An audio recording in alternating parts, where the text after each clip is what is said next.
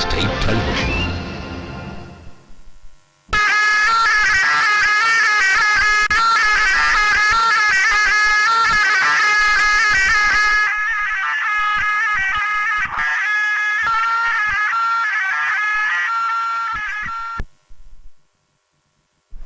Jama'a masu kallon shirye-shirye na gidan talabijin na jihar Katsina wato Kttv da kuma masoya filin rana ba ta karya. Assalamu alaikum, barkamu da sake saduwa da ku a cikin wani sabon shirin rana ba ta karya, wanda masu iya magana suke malakabi da cewa sai dai uwar da ta ji kunya. To kamar kowane mako, wannan mako ma filin rana ba ta karya bai kasa gwiwa ba, domin kuwa akwai rahotanni da muka yi maku tanadi. Daga cikin rahotannin da za mu gabatar muku akwai rahoto dangane da taron sada zumunci na zuriyar wato limamin Kano Zaharaddini wanda aka gudanar na ƙasa a nan cikin birnin Katsina. Waɗannan da wasu rahotannin za su zo, amma duka sai bayan mun ja baya mun bar abokin aiki na Ibrahim Mamman Malambashi ya kawo mana cikakkun labaran duniya domin jin yadda duniyar ta wuni kafin mu dawo mai kallon shirin rana ba ta karya. Don haka sai in ce saurare mu kuma kallon lafiya. To a gaishe ka Muhammad Kabir Atiku. Jama'a assalamu alaikum, barkanmu da shan ruwa ga kuma labarin. An ba da belin mutane fiye da 270 da ke jiran hukunci a sabon gidan gyaran hali na Katsina a bisa wasu sharuɗa. Babban jojin jihar Katsina mai shari'a Musa Dalla da Abubakar ya bayyana haka lokacin da yake bayani ga manema labaru yayin da ya kammala ziyarar gidajen gyaran halin da ke faɗin jihar nan. Wakilin Shamsuddin Habib na da ƙarashin wannan rahoto. mai sha Musa Allah da Abubakar ya bayyana cewa a lokacin wannan shiri mafi yawancin masu zaune gidan gyaran aƙida an sallame su, a yayin da kuma wasu daga cikinsu aka bada su beli. mai sha'awar musalla da Abubakar ya bayyana cewa a lokacin wannan shiri kuma wasu daga cikin mazauna gidan na gyaran aƙida an bada su beli ne, wasu kuma daga cikinsu an bada su beli tare da ka'idoji da ya kamata su cika kamun a sallame su. Kamar da ya bayyana cewa mafi yawancin masu zaune gidan gyaran aƙida wanda suke jima a gudanar masu da shari'a an aika su kotuka daban-daban da manufar yi masu shari'a domin a duba yiwuwar bada su a matsayin beli. A lokacin wannan shiri babban jojin kuma ya bada umarnin ga lauyoyi da suke gudanar da harkokin shari'a da su tallafa ma waɗanda ba su da halin ɗaukar lauyoyi na haya, wanda hakan zai ba su gudunmawa wajen samun beli a kotuka daban-daban da aka tura su. mai sha'awar musa Allah da Abubakar ya bayyana cewa wannan shiri ana gudanar da shi ne a kowace shekara a wani kokari na rage cunkoso a gidajen gyaran akidun daban-daban da ke a faɗin jihar nan. Babban jojin sai ya bayyana cewa wannan mataki na daga cikin kokarin na dakile yaduwar cutar covid-19 a tsakanin mazauna gidan gyaran akidun tare da tabbatar da an samu nasara wajen gudanar da harkokin shari'a ba tare da jinkiri ba. mai shafa musalla da Abubakar sai na godiya bisa ga irin goyon baya da haɗin kan da hukumar da ke kula da gidajen gyaran akidun ta bada da jami'an 'yan sanda da jami'an farin kaya game da kungiyar lauyoyi da kuma ma'aikatan harkokin shari'a domin samun nasara na wannan shiri da gudanar na wannan shekara. Ya kuma kira ga mutane da su kasance masu bin doka da oda tare da kauce ma dukkan wani abin da zai kawo rashin zaman lafiya da kuma tashina a cikin al'umma domin samun zaman lafiya a jihar nan baki daya. Kwantarora na hukumar da ke kula da gyara akidu ta kasa da kiyanin jihar Katsina Abdulmumin Haruna ya gode ma babban jojin bisa ga wannan kokari da ya na rage cinkoso a gidajen gyaran akidun, sai ba da tabbacin yin aiki kafaɗa da kafaɗa da sauran masu ruwa da aki domin tabbatar da an samu nasara wajen yin shari'a ga mutanen da suke zaune a gidan gyaran akidun ba tare da jinkiri ba. Ƙarshen rahoton kenan, Shamsuddin Habib. Gwamnatin jihar Katsina ta raba buhunan hatsi ga waɗanda matsalar 'yan bindiga ta shafa a yankin karamar hukumar Jibiya. Mai ba da shawara na musamman kan ayyukan raya karkara Alhaji Bishir Abdullahi Dangote ya kaddamar da rabon kayan abincin a wani taro da aka shirya a sakatariyar karamar hukumar Jibiya. Alhaji Bishir Abdullahi Dangote ya bayyana cewar raba buhuna 900 na masara da dawa domin amfanin mutanen da wannan matsala ta shafa. Mai ba da shawarar na musamman ya ce wannan tallafi zai taimaka wa mutanen musamman a lokacin azumi. Alhaji Bishir Abdullahi ya yi kira ga waɗanda aka baiwa tallafin da su yi amfani da abincin wajen ciyar da iyalansu, kuma su dage da addu'ar neman zaman lafiya a yankin da jihar Katsina da kuma ƙasa baki daya, tare daraktan mulki na karamar hukumar Alhaji Muhammad Lawal Hussein, wanda shugaban jam'iyyar APC na yankin Alhaji Suraja Ado ya wakilta, ya yaba gwamnati dangane da wannan taimako.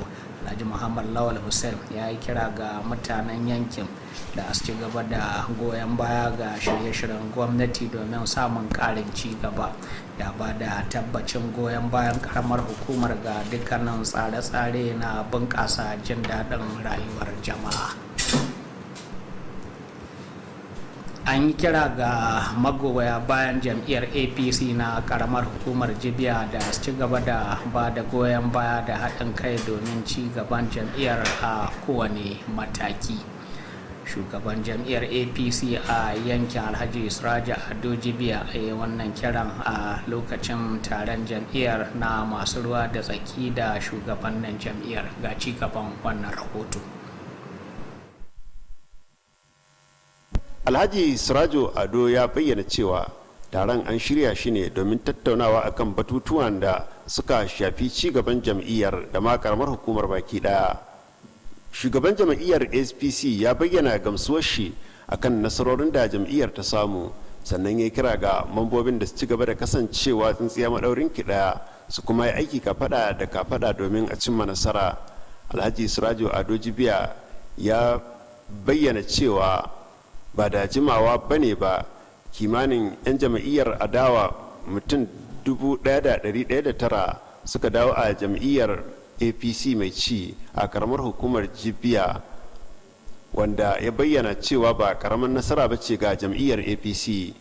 Shugaban jam'iyyar ya bayyana jin daɗi ga gwamnan jihar Alhaji Aminu Bello Masari akan gudanar da ayyukan ci gaba daban-daban da ke da manufar inganta rayuwar al'umma. Alhaji Surajo Ado ya yaba ma wasu daga cikin shugabannin jam'iyyar. Alhaji Surajo Ado ya yaba ma wasu daga cikin iyayen jam'iyyar a yankin akan gudunmuwar da suke bayarwa wajen ci gaban jam'iyyar, sannan ya kira a gare su da su dore da haka. Kamar yadda ya bayyana, jam'iyyar ta karbi tallafi na kuɗi sama da naira miliyan 3 daga mambobin majalisar tarayya da kuma majalisar jiha da wasu masu rike da mukaman siyasa. Shi ma da yake jawabi, mai bayar da shawara na musamman akan ci gaban al'umma Alhaji Bishir Abdullahi Dangote ya bayyana jin daɗi akan nasarorin da jam'iyyar APC ta samu a ƙananan hukumomi, jiha da ma ƙasa baki ɗaya. Alhaji Bishir Abdullahi Dangote ya yaba da shugabancin jam'iyyar APC a yankin akan haɗin kai da fahimtar juna da ake samu, sannan ya kira da ɗore da haka. A jawabansu daban-daban, tsohon shugaban karamar hukumar Jibiya Alhaji Hamisu Soli da kuma ubaga jam'iyyar ta APC a yankin Alhaji Lawali Kwashabawa sun yi jawabi akan kokarin da gwamnatin jam'iyyar APC ta yi domin inganta rayuwar al'umma. Sun kuma kira ga jama'a da su ci gaba da bayar da goyon baya da kuma yin addu'o'i ga gwamnatin jam'iyyar APC domin karin samun roman dimokuraɗiyya. Ƙarshen rahoton kenan. Hukumar kula da gyaran hanyoyi ta tarayya tana gyaran hanyoyi da dama a jihar Katsina. Wani babban daraktan hukumar, injiniya Efenye Chris, ya ziyarci wasu daga cikin hanyoyin da ake wannan aiki da kuma inda aka kammala. Wakilin Shamsuddin Habib na da ƙarashin wannan rahoto. Babban daraktan na wannan hukuma da ke gudanar da gyaran hanyoyi ta gwamnatin tarayya da ke a nan Katsina, injiniya Efenye Chris family da kuma wasu sauran daraktoci na wannan hukuma game da daraktan da ke kula da shiya ta wannan hukuma, injiniya Abdulrazak, ne suka ziyarci jihar Katsina domin duba wannan ayyuka da ake gudanarwa na hanyoyi da hukuma take gudanarwa a sassa daban-daban na cikin jihar.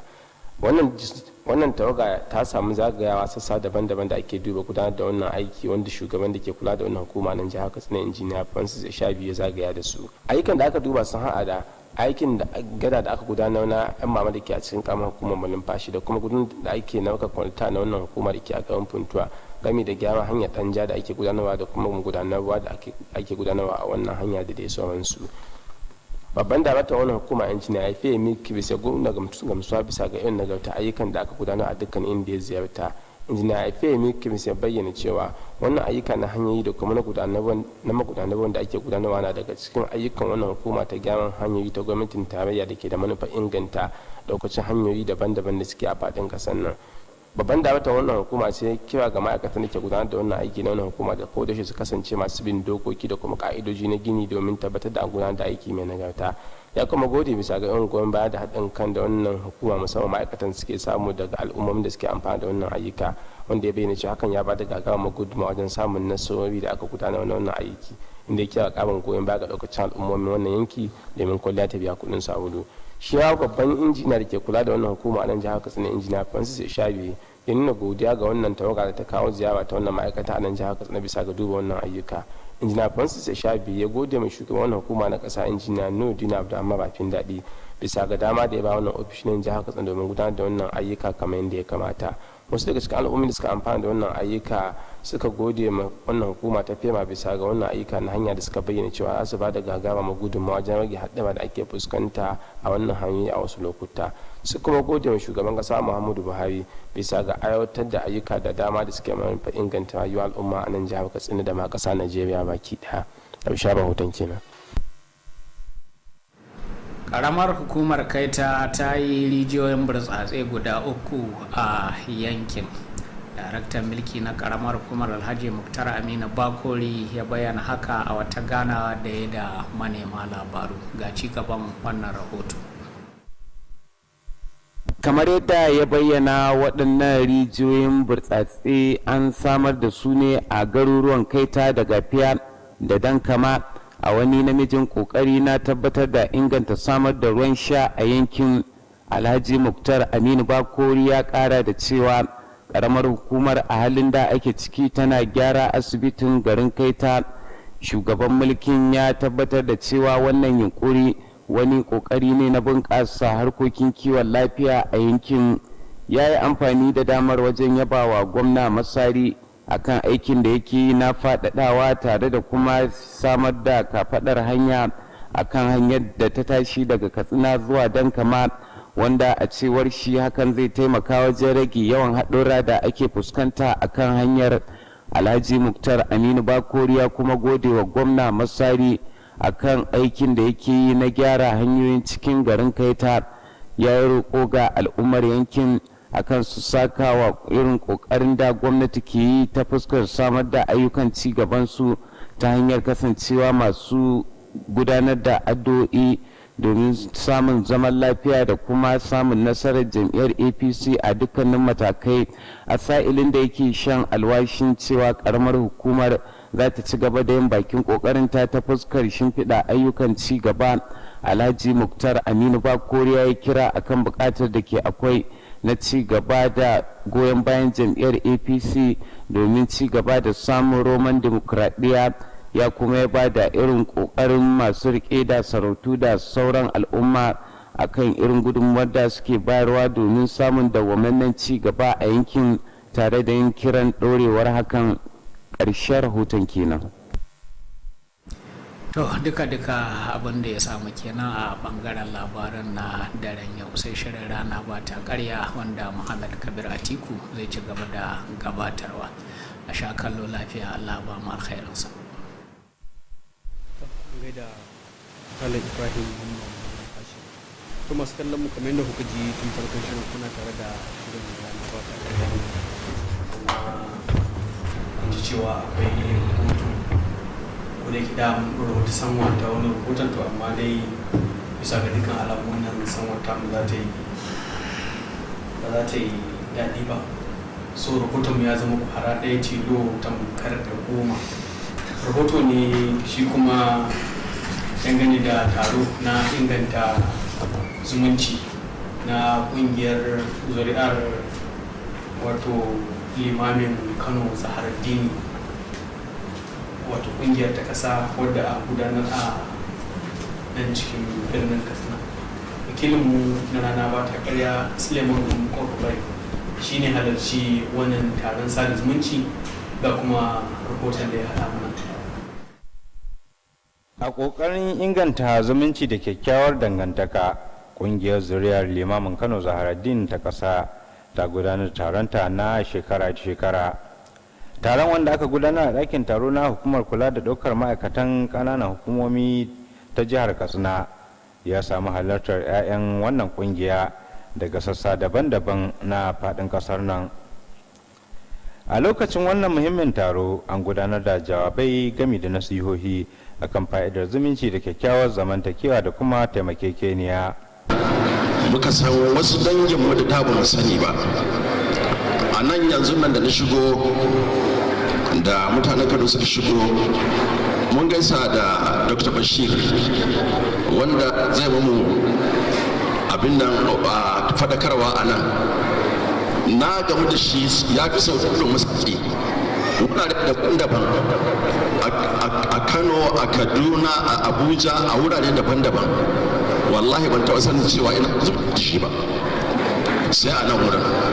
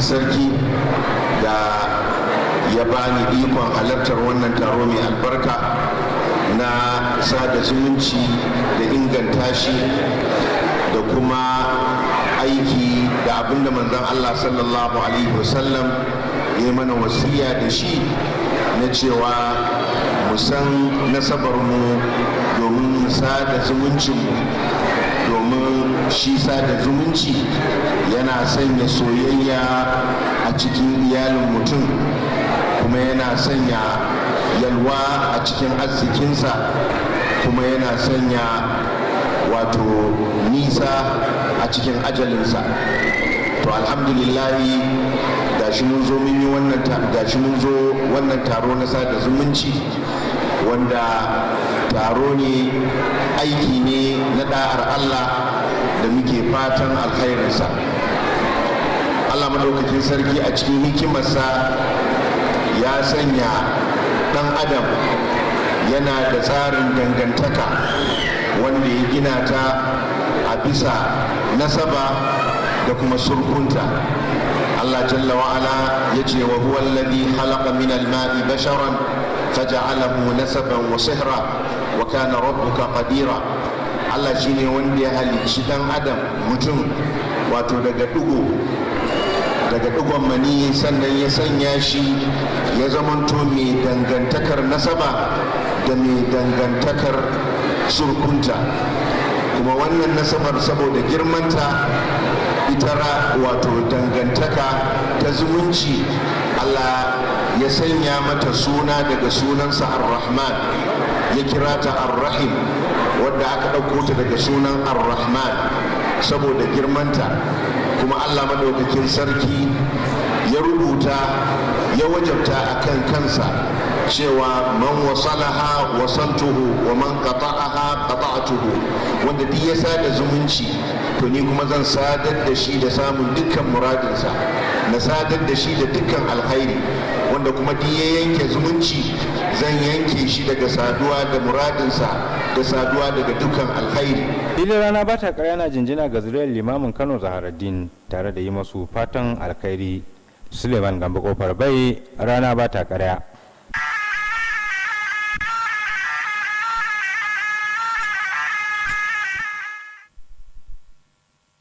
To rahoto kenan na wato ingantawa da kuma sada zumunci wanda zuri'ar limamin Kano wato Zaharaddini aka gudanar a nan cikin birnin Katsina. To masu kallon wannan kuma shine cikamakin ko in ce rahoto wara daya tilo tamkar da goma wanda muka gabatar, da fatan Allah ya ƙara danƙon zumunci ya kuma baiwa al'umma haƙurin juriya na sada zumunci. To masu kallon mu wannan kuma shine karshen rahoton mu, don haka muke ban kwana da ku, muke cewa Allah ba mu alkhairin sa. Wassalamu alaikum.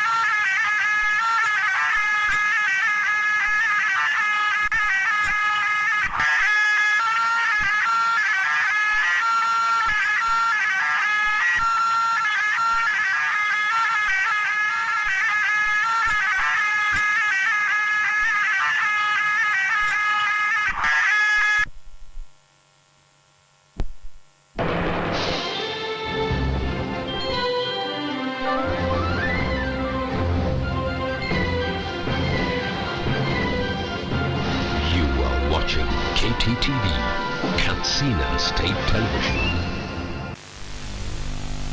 Allahu Akbar, Allahu Akbar. Jama'ar musulmi assalamu alaikum. Kamfanin jiragen Max Air, jagoran jigilar alhazai a kasashen yammacin Afirka, na yi wa al'ummar musulmi barka da shan ruwa, da fatan Allah ya karbi dukkan ibadar mu ya kuma gafarta mana tare da amsa mana addu'o'in mu, amin. Kamfanin jiragen Max Air na bar addu'a ga al'ummar musulmi da Allah ya ƙara kiyaye shi ga dukkan safararsa, da ba shi nasara ga aikinsa na jigilar maniyyatan aikin hajji da kuma umra. Allah ya ƙara ɗaukaka kamfanin jiragen Max Air bisa iko da baiwarsa, amin. Wannan sako ne daga kamfanin matasa Media Links da ke kofar ƙaura, Katsina.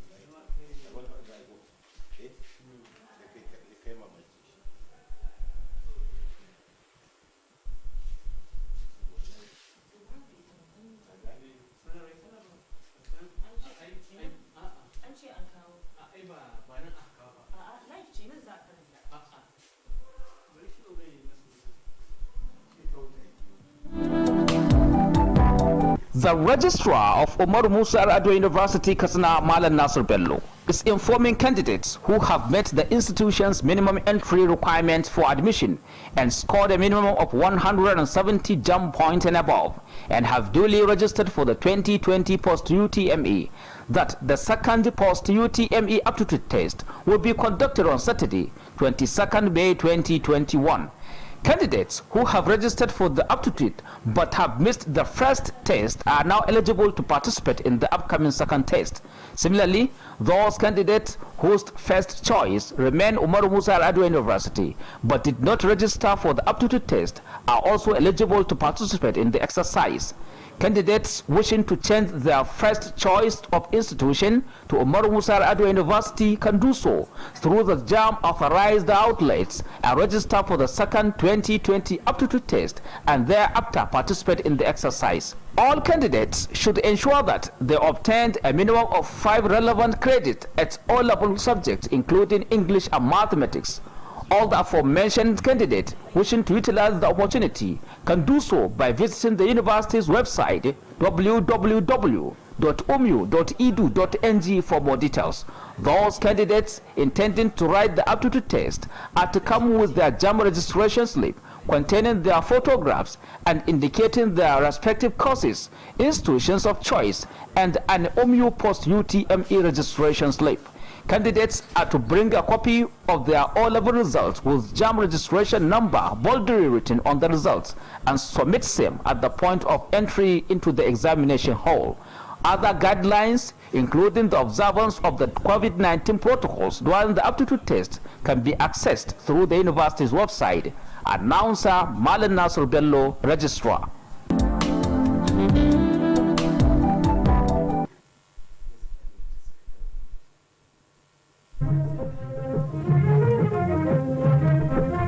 Hukumar taimakekeniyar lafiya ta jihar Katsina bisa ga tsarin ci gaba da yin rijistar waɗanda za su amfana da shirin a yanzu wato satin farko wanda ya kama tun daga 19 zuwa 23 ga wannan wata da muke ciki. Jami'an hukumar za su kasance a ƙananan hukumomin ɓata garawa, ɓaure da kuma bakori. Don haka ne ake buƙatar dukkan ma'aikatan da ke waɗannan ƙananan hukumomi da su zamo cikin shiri. Don kuwa jami'an da za su gudanar da wannan aiki ba za su dawo baya bayan an tsallake ka har sai an kammala kwata-kwata. Hakanan kuma za a fara gabatar da wannan aiki a satin farko a ma'aikatu wato MDS guda 13. Don haka ana buƙatar haɗin kai da goyon baya ga jami'an da za su gudanar da aikin. Sanarwa daga shugaban hukumar taimakekeniyar lafiya ta jihar Katsina Alhaji Muhammad Tukur Ibrahim Safana. Kamfanin nan almusiki bincin zanje kwasar garabansa, kamfanin da ya zarce dukkan sauragun sauki da albarka. Alamun ci gaba yakan fara ne daga ɗaukan matakan kwarai. Al-Music Ventures, kamfanin sauki da rangwame na Alhaji Musa Ibrahim Captain. Muna muku albishir da cewa mun tanar muku da kayayyakin masarufi iri daban-daban don masu buƙatar saye kaɗan ko sari. Waɗanda suka hada da shinkafa irin tamu gida mai suna Jamila. Da ta kamfanin Aldosa muna da fulawa iri daban-daban, sukari na buhunna, gishiri saman bita, indomie, taliya da makaroni namu na gida. Al-Music Ventures na sayar da nau'in dunkulen magi kala-kala, madara da sauran kayan shayi, complex, biskit na kwali, lemunan sha na roba da na kwali, sabulan wanki da na wanka masu kamshi da kwantar da zuciya. Al-Music Ventures mun tanadar muku da wurin aje ababen hawa wadatacce gami da matakan tsaro na musamman. Al-Music Ventures na godiya ta musamman ga daukacin jama'a da suka zo wurin mu don sayan kaya da masu saida musu. Allah ya bar zumunci, amin. Kada ku manta, Al-Music Ventures muna nan a sabon wurin mu na aje kayayyaki wato waya house. Idan kun shawo bayan gidan man dan tukura, tsohuwar yan katako akan hanyar ku ta zuwa Kobran Dorowa. Al-Music Ventures muna maraba da kowa da kowa, sai kun zo.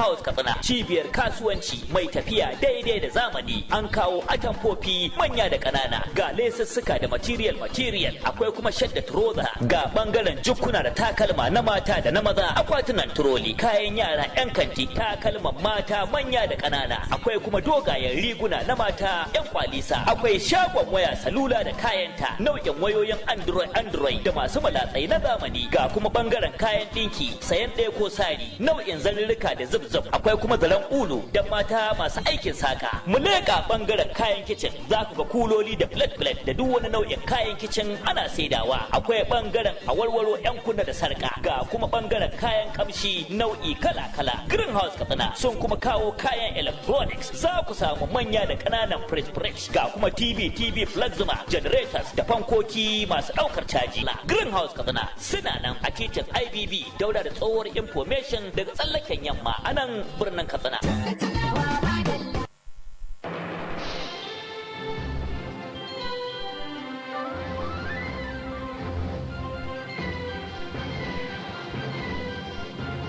You are watching Kttv, Katsina State Television.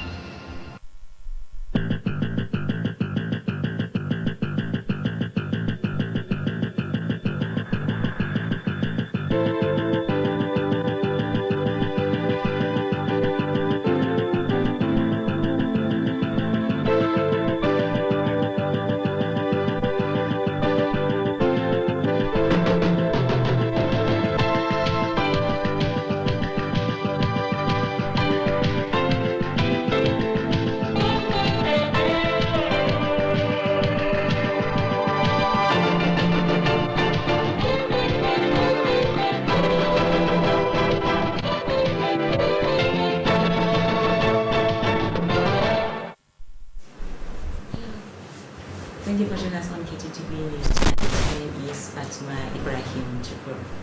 Over 270 inmates awaiting trials at New Katsina Correctional Center have been granted bail on certain conditions. The State Chief Judge Justice Musa Aladi Abubakar revealed this while briefing newsmen after running off the special visit to correctional centers across the state. Correspondent Shamsuddin Habib completes the report. Exercise, many cases were reviewed at correctional centers across the state. The Chief Judge maintained that during the exercise, some inmates were released unconditionally, while many others were granted bail with certain conditions. According to him, some inmates awaiting trial were sent to various courts for trial with a view to granting them bail. During the exercise, the Chief Judge directed Legal Aid Council to assist inmates who could not afford to hire a service of the private lawyers for their possible release on bail. Justice Musa Alada Abubakar said the exercise is being conducted annually as part of effort to decongest the correctional centers across the state. The Chief Judge pointed out that the measure is part of an effort to contain the spread of COVID-19 among the inmates, as well as ensure speedy dispensation of justice. Justice Musa Alada Abubakar expressed appreciation over the support given by the Nigerian Correctional Services, Police, DSS, Nigerian Bar Association, Ministry of Justice, and other stakeholders towards the success of the exercise. He called on people to be law-abiding and desist from any act capable of bridging the existing peace in the society. The State Controller of the Nigerian Correctional Services, Abdulmumin Haruna, expressed gratitude to the State Chief Judge for decongesting the correctional centers. He assured to work closely with other relevant stakeholders to ensure speedy dispensation of justice for inmates. Shamsuddin Habib reporting for Kttv News. Katsina State Government has provided bags of grains to victims of armed banditry in GBR local government area. The Special Advisor on Community Development, Alhaji Bishir Abdullahi Dangote, launched the distribution of the grains at an occasion held at the local government secretariat. Alhaji Bishir Abdullahi Dangote explained that 900 bags of 50 kilograms of maize and bacon were provided to be distributed to victims of armed banditry. The Special Advisor explained that the gesture was meant to assist the beneficiaries to observe Ramadan fast with ease. Alhaji Bishir Abdullahi called on the beneficiaries to make good use of the food items and intensify prayers for peace and stability to reign in the area, Katsina State and the country as a whole. The head of GBR Local Government Administration, Alhaji Muhammad Lawal Hussein, represented by the APC chairman of the area, Alhaji Suraju Abu, expressed gratitude to the state government for the gesture. Alhaji Muhammad Lawal Hussein called on people of the area to continue supporting government policies and programs for more development. He assured the local government support to any program aimed at improving the living conditions of the electorate. Meanwhile, APC supporters in Jibia local government have been called upon to remain united for the overall development of the party at all levels. The chairman of the party in the area, Alhaji Suraju Adu Jibia, made the call during a meeting with the APC officials and other stakeholders. Details of the reports are presented from our studio. Suraju Adu said the meeting was convened to discuss various issues related to the development of the party and the local government in general. The APC chairman noted with satisfaction the success being recorded by the party and called on the members to remain united and work closely with one another to achieve the desired success. Alhaji Suraju Adu Jibe explained that recently over 1,109 members of the opposition PDP have decamped to the ruling party at Jibia A Ward, which is another milestone to the APC. The party chairman expressed appreciation to the state governor Alhaji Aminu Bello Masari for executing various projects aimed at improving the living condition of the electorate. Alhaji Suraju Adu commended some party elders in the area for their contribution towards the development of the party and called for its sustenance. According to him, the party has received over 3 million naira contribution from the members of the Federal and State House of Assemblies and the political office holders. Also speaking, the Special Advisor of Community Development Alhaji Bishir Abdullahi Dangwati expressed appreciation over the success recorded by the APC-led administration at the local, state and federal levels. Alhaji Bishir Abdullahi Dangwati commended the leadership of the APC in the areas for the unity and understanding and called for its sustenance. In their separate remarks, the former Jibia local government chairman Alhaji Hamis Susoli and the APC elder in the area Alhaji Lawali Koshabawa spoke on the effort being made by the APC-led administration to better the lives of the electorate. They call on people to remain supportive and prayerful to the APC-led administration for more dividends of democracy. That completes the report. The Federal Road Maintenance Agency is rehabilitating various roads across Katsina State. The Executive Director of the agency, Engineer Ifeni Chris, visited some parts of the state to inspect the ongoing and completed projects. Correspondent Shamsuddin Habib completes the report. The Executive Director of the Federal Road Maintenance Agency, Engineer Ifeni Chris Kamilu, alongside some directors of the agency and the Zonal Director, Engineer Abdulrazak, visited Katsina State to inspect some projects being executed by the agency. The visiting delegation were conducted around the projects by the Federal Road Maintenance Engineer in Katsina State, Engineer Francis Eshabi. Some of the projects inspected include the construction of Emama Bridge in Malampashi local government area, Pontu Asphalt, as well as the renovation of Danja to Hunkuyi Road, as well as the construction of drainages, among others. Executive Director Engineer Ifemi Kirist expressed appreciation over the quality of the project so far being executed at all the places visited. Engineer Ifemi Kirist explained that the roads and drainages projects are a part of the mandate of the Federal Road Maintenance Agency, FEMA, to improve the condition of the federal roads across the country. The Executive Director charged the personnel carrying out the project to always adhere to the construction standards to ensure quality work. He appreciated the support and cooperation being given to the engineers by the benefiting communities, which enabled the agency to record a lot of success and appeal for more to achieve the set objectives. The Federal Road Maintenance Engineer in Katsina State, Engineer Francis Eshabi, expressed appreciation to the delegation for the working visit to Katsina State. Engineer Francis Eshabi commended the Managing Director of the agency, Engineer Nuruddin Abdurrahman Rapindadi, for giving the state office all the needed support to carry out such projects effectively.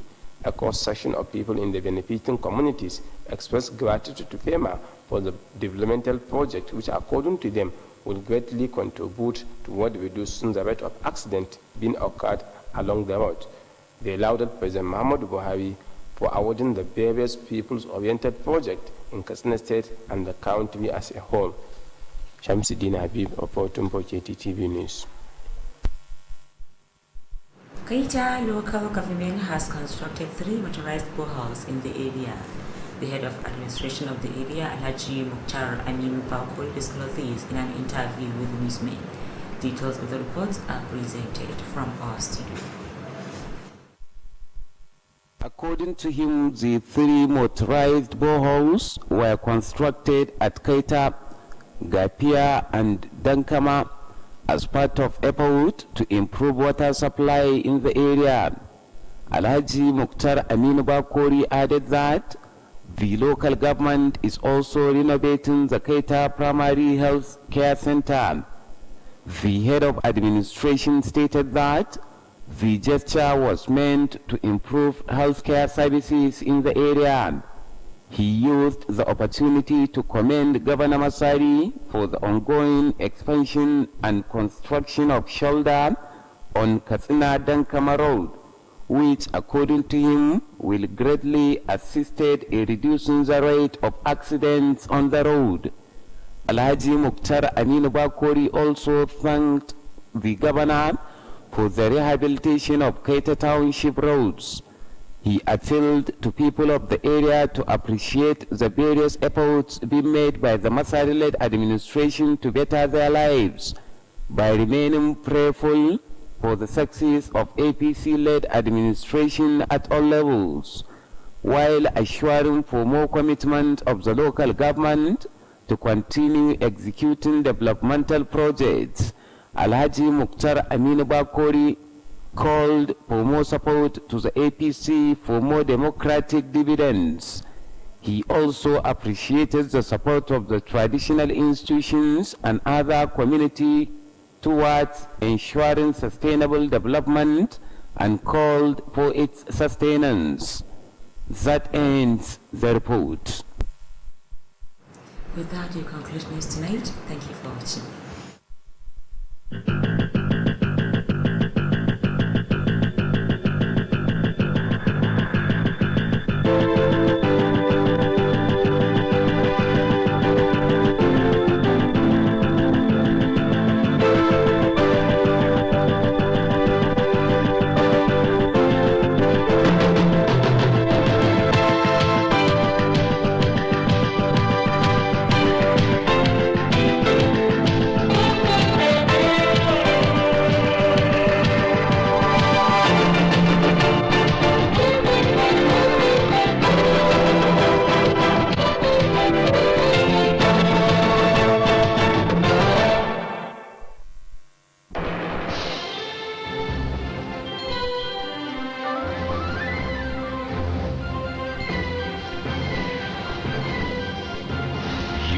Watching Kttv, Katsina State Television.